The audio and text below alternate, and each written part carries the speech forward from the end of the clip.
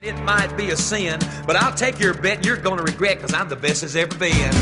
Johnny, rosin up your bow and play your fiddle hard, cause hell's broke loose in Georgia and the devil deals the cards. And if you win, you get this shiny fiddle made of gold, but if you lose, the devil gets your soul. We have got more callers lined up, so we're going to go ahead and take Todd. How you doing? Pretty good. How y'all doing? Not too bad. What you got for us?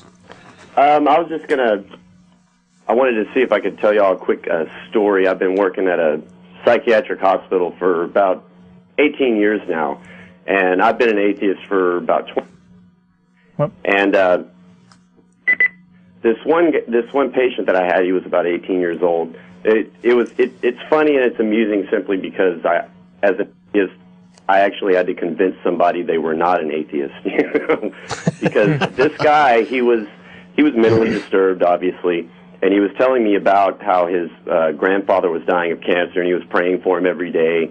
And the one day that he didn't pray for him was the day that he died. And so he's sitting there saying, I think I'm an atheist, because I told him, I don't believe in God and all that.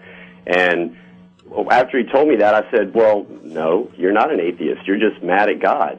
You're still a Christian. You're just pissed off at God. Yeah. And that's what a lot of people like.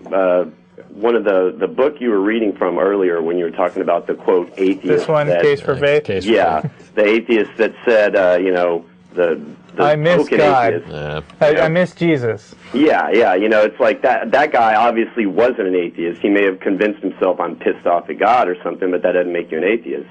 Yeah. And another thing I wanted to bring up, you're talking about C.S. Lewis.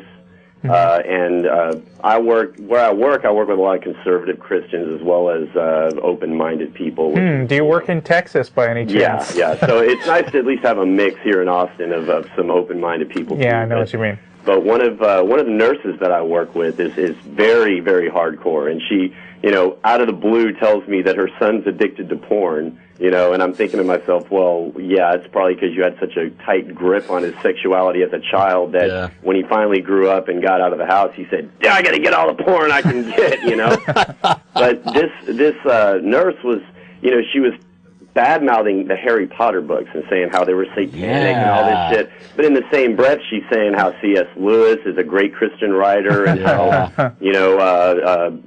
Tolkien. And I'm sitting here going, well, okay, all these books have witchcraft and sorcery and magic and all this stuff, but her beef with Harry Potter is that it's magic. It's teaching children black magic. And I'm like, well, have you ever seen a child do black magic? I mean, did you ever walk in on your 9-year-old son and he was levitating off the bed or something? I mean, it's like you're sitting here saying these books are teaching kids black magic, but are they really teaching anything? I mean, no, I haven't ever witnessed anyone do any kind of magic except for David Blaine or some idiot like that, One of my favorite stories about when the Dungeons and Dragons craze was a big deal in the 80s, and they were testifying against fundamentalists who were trying to shut down Dungeons and Dragons because they mistakenly thought that people were learning to do real black magic. One of the guys defending Dungeons and Dragons said, "Oh, okay, let me show you how it works when you cast a spell." And he takes his 20-sided die,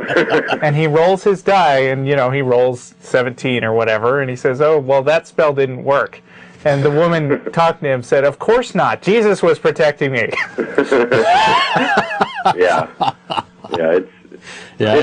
Funny I just wanted to relay that. I work at a place where I've got so many people that are, the coworkers, not the crazy people I work with. The coworkers are nuts. I got people that have been abducted by aliens, and these are my coworkers that I work with. Wow. And, they have ghosts that live with them and, all these kind of lovely things. Anyway, I'll let y'all get on to your next caller. Thanks for taking my call. Okay, thanks a lot for calling. Thank you. Yeah, it's really funny whenever the new Harry Potter movie or book comes out or something like that, just see the Christians go completely nutso. Right. Trying to burn the books and ban the movie and saying it should be taken out of schools and just having complete fits. Free publicity. Oh, it's great fun. No wonder it's doing so well. It's great fun. We have another area where I'm morally superior, because if I created a bunch of things and I wanted and I loved and cared about these people, but something else that I created was screwing up their lives, I'd get rid of it. That's in my character. That's morally correct. Your God's an ass.